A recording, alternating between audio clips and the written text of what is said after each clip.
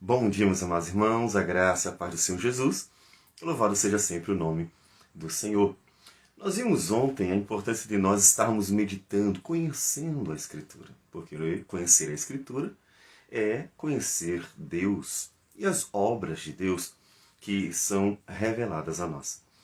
E Deus, assim, ele passa a ser experimentado de uma forma mais íntima, porque o conhecimento de Deus nos leva a um relacionamento com Deus melhor. É claro, como nós falamos, que não basta ler, é ler em meditação, por isso sempre acompanhada da oração. Só que também não basta a gente apenas conhecer. Deus não quer que a gente apenas coloque para dentro todo o conhecimento dele, quer que a gente também coloque para fora. E é por isso que o salmista também fala de seu testemunho. Versículos 41 a 48, Salmo 119, ele diz assim: Venham também sobre mim as tuas misericórdias, Senhor, e a tua salvação, segundo a tua promessa. E saberei responder aos que me insultam, pois confio na tua palavra. Não tires jamais de minha boca a palavra da verdade, pois tenho esperado nos teus juízos.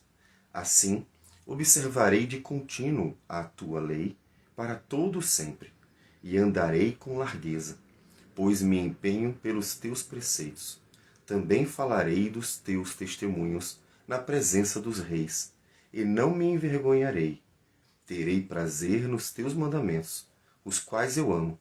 Para os teus mandamentos, que amo, levantarei as mãos e meditarei nos teus decretos. Observe que o amor dele à palavra do Senhor vai aproximá-lo dela, mas este conhecimento precisa ser colocado para fora de várias formas. Há momentos, como ele diz, em que na tribulação, na angústia, na perseguição, quando os falsos profetas se levantam, em que é preciso dar resposta para eles. O mundo, ele precisa ouvir de nossos lábios a palavra da verdade que nós aprendemos. Deus nos ensina e nos coloca em situações deste mundo que exigirão de nós uma resposta.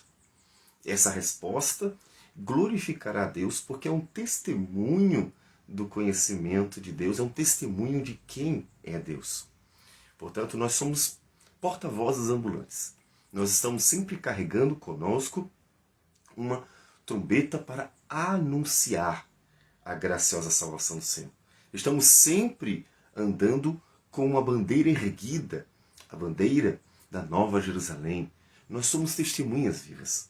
Nosso propósito é manifestar ao mundo a glória do Senhor. E o salmista queria isso. Ó Deus, que as tuas misericórdias me acompanhem todos os dias. Que a tua salvação graciosa, Senhor Deus, esteja operando em minha vida. Observe que a salvação, para ele, não é apenas o último dia. A salvação é uma coisa diária. A salvação é exatamente o operar de Deus nas nossas vidas, porque a salvação é uma obra bem grande. A salvação, ela é a justificação, mas ela também é a santificação. A salvação é aquilo que Deus fez na cruz do Calvário em Cristo Jesus, mas também é aquilo que Deus opera graciosamente por meio do Espírito Santo dia a dia. De forma que a salvação do Senhor é uma obra presente e será uma obra futura. E Ele quer que Deus esteja operando na vida dele. Essa salvação graciosa de Deus, segundo as suas promessas. Inclusive, os livramentos que ele esperava dizia respeito à salvação por causa da questão da conservação do povo de Deus. Então, ele coloca a sua vida diante do Senhor. Deus, opera em nossas vidas. E então, saberei responder aos que me insultam, pois confio na tua palavra. Ó Deus, age em nós, opere em nós, seja gracioso conosco. E então, seremos as tuas testemunhas dando respostas a este povo. Respostas acerca da tua palavra, da tua obra, da tua graça, da tua misericórdia, da tua salvação. Esse é um propósito do salmista quando ele está levantando a voz para louvar a palavra de Deus. Sempre será propósito do povo de Deus anunciar a glória de Deus, falar da glória do Senhor. Não podemos imaginar de modo algum uma igreja que não fala, que não proclama, que não anuncia. Mas como? Não tem como. Porque desde Adão, a ideia deste povo é ser testemunha. Nós encontramos, por exemplo, em Gênesis 5, Lameque profetizando as bênçãos de Deus por meio de seu filho Noé.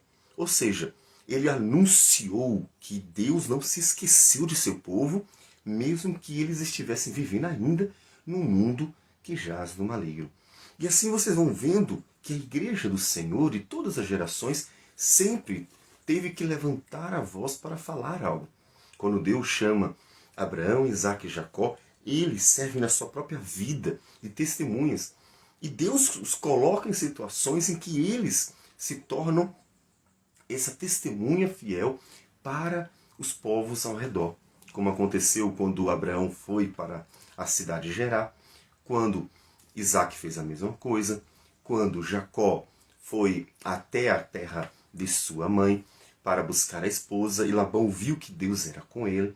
Todas essas situações propositais visavam manifestar a glória de Deus. Nós encontramos, portanto, em toda a igreja, desde o iniciozinho e será até o final, Deus a conduzindo para dar o testemunho. E não é diferente com o salmista. As situações de nossas vidas proporcionam a oportunidade de nós falarmos da glória de Deus.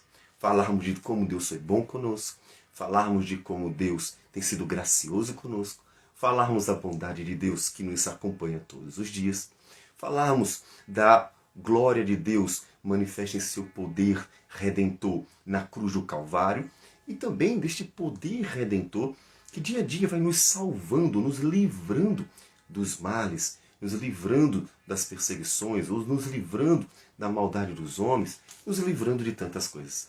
Assim, nossas vidas são testemunhas. E você deveria pensar, o que Deus quer que eu faça nesse momento? Como Ele quer que eu seja uma testemunha fiel? Isso é importante porque cada um de nós é colocado por Deus em circunstâncias diferentes. E até em uma vida diferente. Né? Por exemplo, você tem um trabalho, se você não estiver agora nele, estará posteriormente. E nesse lugar, você é a testemunha. Assim como outros serão em outros lugares.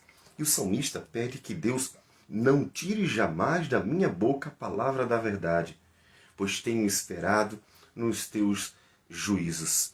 Ou seja, ele precisa ter sempre nos lábios esta palavra fiel.